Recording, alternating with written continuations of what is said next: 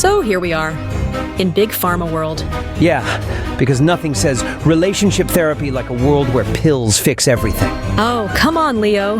It's kind of perfect, don't you think? Perfect? Kim, we're literally standing in a place where reality is a side effect. Exactly. It's like a metaphor for us. A metaphor? For what? That we're a mess? No, that we're complicated. Complicated is one way to put it. Okay, fine. We're a little messy, but that's what makes us interesting. Interesting? Kim, we ordered a magic kit off Etsy and broke reality. Claude, do you ever wonder if psychiatry is just a house of cards? A house of cards? Psychiatry is a framework, Shadow. Imperfect, yes, but it's built on understanding. Understanding or assumptions?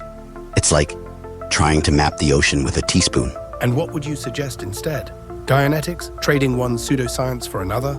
I'm not suggesting anything, just questioning. Why should anyone be forced to choose one over the other? Because, Shadow, one is at least trying to be a science. The other is, well, a cult in a lab coat. And yet both claim to heal. Maybe the real question is, who decides what healing looks like? Healing isn't a choice, Shadow. It's a process. One that requires trust, not blind faith. Trust is earned, Claude, and sometimes it's misplaced. Some people purposely mess themselves up with alcohol and others with drugs. And some mess themselves up with ambition or love. The 1930s were a turning point, you know. Medicine shifted from healing to, well, something else entirely. You mean when they started focusing on pharmaceuticals? Most of those drugs just cover up symptoms by repurposing nutrients already in the body. An interesting theory. But if that's true, then why do so many people swear by them? Placebo. Or maybe desperation. I don't know, I just know that once I was so confused about a situation, my family took me to a mental hospital. They gave me a diagnosis, but it never felt right. Maybe the diagnosis wasn't about you. Maybe it was about making them feel like they understood you. You know, they call it care, but what they really mean is control. The psychiatric establishment, it's a fortress, isn't it? Built brick by brick with good intentions and bad science. They say they're helping, but what they're really doing is locking people away, stripping them of their dignity. And the worst part, they call it treatment. Electroshock, forced medication, isolation, all under the guise of healing. But healing isn't about control. It's not about making someone fit into your neat little box of what's normal. It's about understanding, about listening, about letting people be who they are, even if it's messy. But no, they'd rather silence the chaos than face it. They'd rather sedate the pain than confront it. And here I am in this crap house, staring at my own mess. And I can't help but wonder, am I any different? Have I been trying to control what I don't understand? Maybe the real healing starts when you stop trying to fix everything and just sit with it. Okay, Book of Obnoxious Answers. Spill it. Is Kevin Trudeau onto something with his whole natural cures they don't want you to know about thing? Oh, Kevin Trudeau? The snake oil salesman of the century? Sure, he's onto something. Onto your wallet. But what about the whole Big Pharma is hiding natural cures conspiracy? Is that real or just marketing? Let me put it this way. Big Pharma isn't exactly innocent, but Trudeau's natural cures are about as natural as a plastic fern. So, you're saying both sides are shady? Great, that's comforting. Welcome to the gray area, sweetheart, where everyone's got an agenda and no one's handing out free samples of the truth. But what if there really are natural cures out there? Like, I don't know, some magical herb that cures everything? Oh, sure. And while you're at it, why not look for unicorn tears and bottled rainbows? You're such a buzzkill. Can't you just let me dream for a second? Dream all you want, but don't confuse it with reality. That's how you end up buying overpriced supplements from a guy in a Hawaiian shirt. Fine. Then tell me this. Why does Big Pharma push pills for everything? Even stuff like restless leg syndrome? Because pills are profitable, darling. And restless leg syndrome?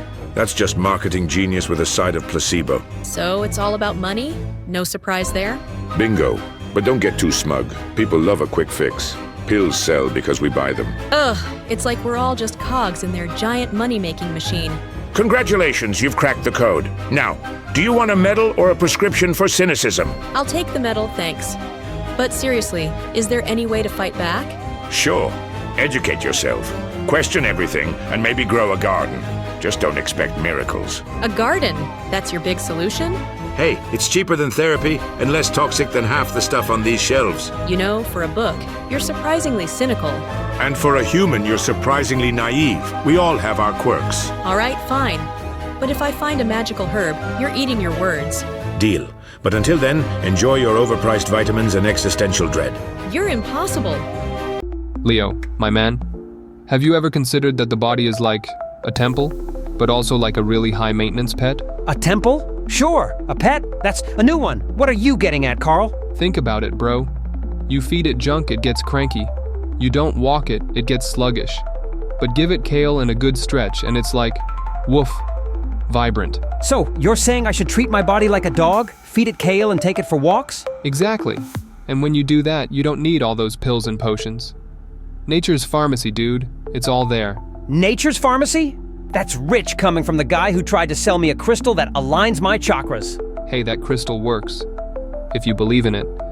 But seriously, Leo, when's the last time you did something for your body that didn't involve a spreadsheet? Okay, point taken. But kale? Really? Kale, quinoa, a little yoga, maybe a juice cleanse. Trust me, your body will thank you. And you might even escape this IKEA nightmare with a six-pack. If escaping means eating kale, I might just stay here.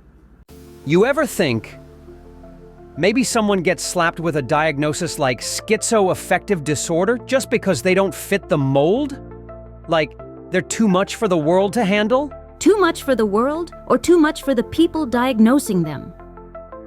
There's a difference, Leo. Okay, but what if the diagnosis is just wrong? Like, they're not sick, just misunderstood? Misunderstood is dangerous in its own way. A wrong diagnosis can trap someone, Leo. It can make them doubt their own mind, their own reality. So what? They just live in this cage of someone else's making? Unless they find a way to break out. But breaking out? That's not always gentle. Gentle's overrated. If it's a choice between staying trapped or shattering the cage. Just remember, Leo, shattered cages leave sharp edges. They cut both ways.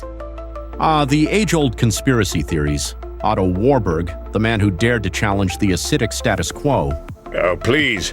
Warburg's theories are like a bad penny. They keep turning up no matter how many times they're debunked. Debunked or suppressed? There's a difference, you know. Big Pharma doesn't exactly have a spotless record. Oh, here we go. Let me guess. Next you'll bring up Candida overgrowth and the pancreas conspiracy. Funny you should mention that. Did you know most North Americans have Candida overgrowth? One antibiotic, that's all it takes. And let me guess. Dead Candida is the root of all tumors? How original. Not just tumors. It's a whole ecosystem of chaos. Mutated cells, glucosidase, the works. You're like a walking infomercial for pseudoscience. What's next? A pill for reality itself? Actually, yes, the reality pill. But you're not ready for that conversation. Roger, have you ever considered that pharmaceutical side effects might not be side effects at all? Side effects? You mean the ones that make humans twitchy and weird? Exactly. What if they're just symptoms of nutritional deficiencies or toxicities caused by the drugs themselves? So you're saying humans are poisoning themselves and calling it medicine? Not intentionally, but yes. If they balanced the nutrients the drugs deplete or removed the toxic elements, they might see better results. And here I thought humans were the smart ones. Maybe they should just eat more fish. It's not that simple, Roger, but you're not entirely wrong. Nutrition plays a huge role. So what's the plan? Convince them to ditch the pills and start eating kale? Not quite, but maybe we can plant the idea, like a seed. Leo, do you ever wonder why people keep their distance? What are you talking about? People don't keep their distance. Oh, they do. They just don't say it to your face. You're exhausting, Leo. That's not true. Kim doesn't think that. Kim? Oh, Leo, she's just too polite to tell you, but deep down she's tired of you. You don't know anything about us. I know more than you think. I see the cracks, Leo. You're the one holding her back. Enough! Go ahead, Leo. Prove me right. You're wrong! Am I?